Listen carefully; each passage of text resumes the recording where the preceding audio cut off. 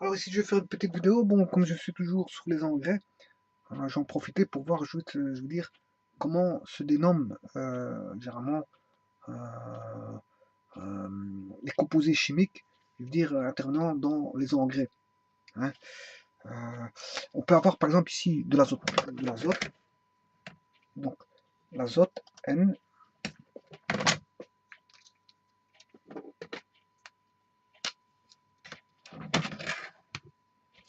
on aura l'azote par exemple N, voilà, on peut avoir du NH4NO3, qui est du nitrate d'ammonium, hein.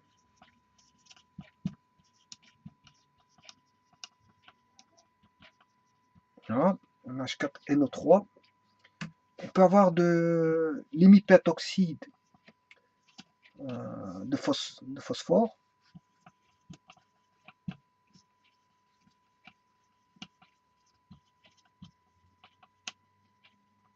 Voilà. On peut avoir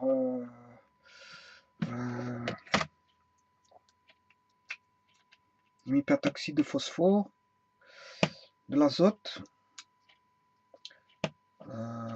Toujours au niveau de l'azote NH4NO3. Bien sûr, on peut avoir du potassium.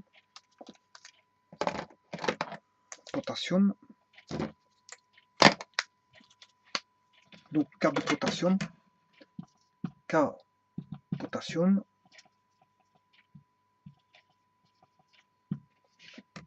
KCl chlorure de potassium.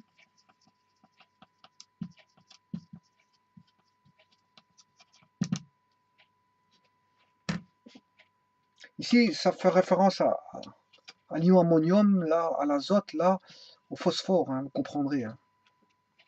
L'ammonium, nitrite, nitrate, etc. Bon, ça a à voir avec le cycle de l'azote, hein, cycle de l'azote. Donc azote, ammonium, nitrite, nitrate, voilà. Par contre ici, c'est en oxyde, une plaque oxyde de phosphore qu'on appelle aussi l'anhydre phosphorique, hein. L'anhydre phosphorique. Voilà.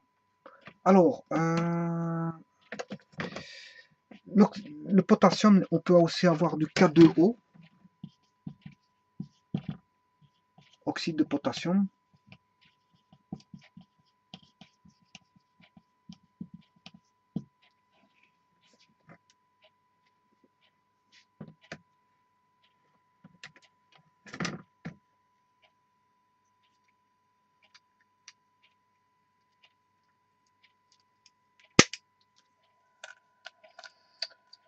Bon, l'oxyde de potassium. Donc je rappelle que le K, il est de valence. Il existe le KOH, hein. Donc KOH, OH est valence moins 1, donc le K est valence plus 1. Donc l'oxygène est de valence moins 2, on a bien K2O, donc ça c'est juste. Donc oxyde de potassium. Voilà, c'est l'oxyde de potassium. Voilà, donc ici on a du potassium, potassium, alors que là on a de l'azote, l'ammoniac, etc. Et là on a du phosphore, NPK. Alors, qu'est-ce qu'on peut avoir dans l'engrais?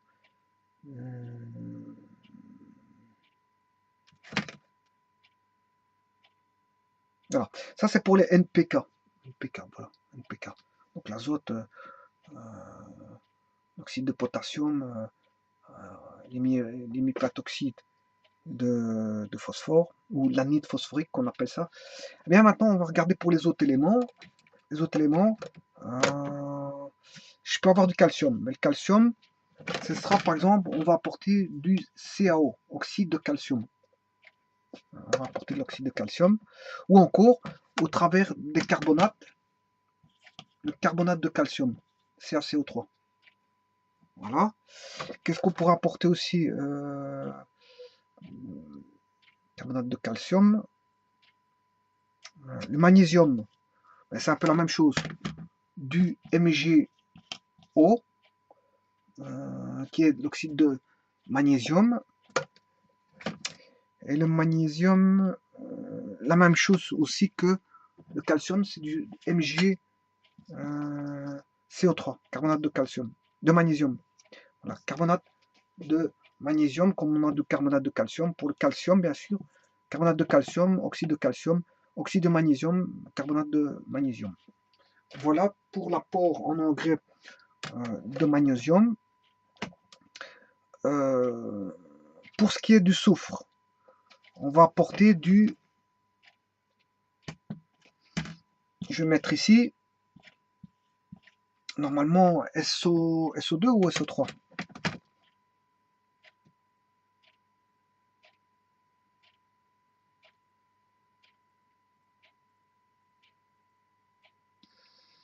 Bon, je sais pas plus, je mettrai SO3. Je mets du SO3 par pur hasard, qui est bien sûr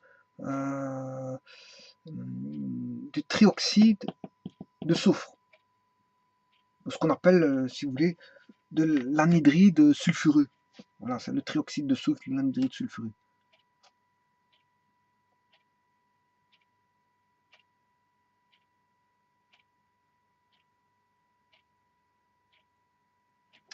Bon, remarquez que le NO3, non, le NO3, j'ai rien dit. Voilà. Bon, maintenant, voilà pour ce qui est calcium, magnésium, soufre. Maintenant, pour les oligo-éléments, ben, ce sera du bore, du manganèse, du zinc, du fer, du cuivre, du molybdène et du chlore. Voilà.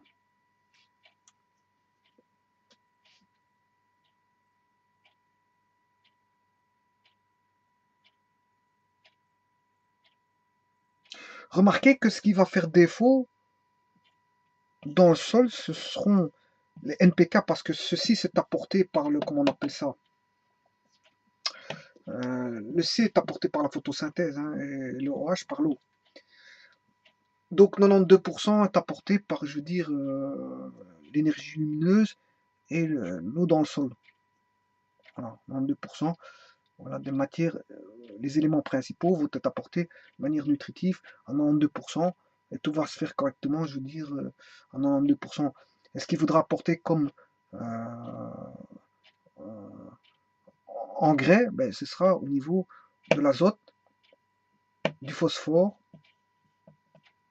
du potassium, du calcium, du magnésium, du soufre, donc des éléments, une partie des éléments primaires, principaux, et, et tous les éléments secondaires. Il faudra peut-être apporter des éléments secondaires tels que calcium, magnésium, soufre. Et des oligo-éléments, soit fer, zinc, molybdène, manganèse, bore, cuivre, molybdène et chlore. Donc on pourra enrichir, si vous voulez, en NPK, en calcium, en magnésium, en soufre, en fer, en zinc, en manganèse, en bore, en cuivre, molybdène, voilà, enrichir en tout ce que vous voulez ici. Vous pouvez enrichir ce que vous voulez, je veux dire, là, pour apporter les nutriments nécessaires à la croissance de la plante. Et à la vie, bien sûr, parce que c'est pas qu'à la croissance, ça permet aussi à la plante de vivre. Parce qu'elle a besoin de ces éléments pour vivre.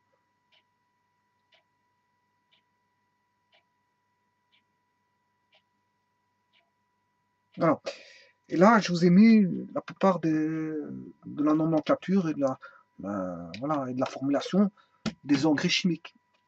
L'azote, les nitrates d'ammonium, voilà, les mépatoxydes de phosphore, ou je vous ai dit tout à l'heure, l'anhydride phosphorique, le potassium, le chlorure de potassium, l'oxyde de potassium, l'oxyde de calcium, le carbonate de calcium, l'oxyde de magnésium, le carbonate de magnésium, et bien sûr, tous les éléments, les oligo-éléments qui peuvent être apportés, je veux dire, tels que fer, zinc, manganèse, bore, cuivre, molybdène, chlore, etc., qui peuvent être apportés en oligo-éléments.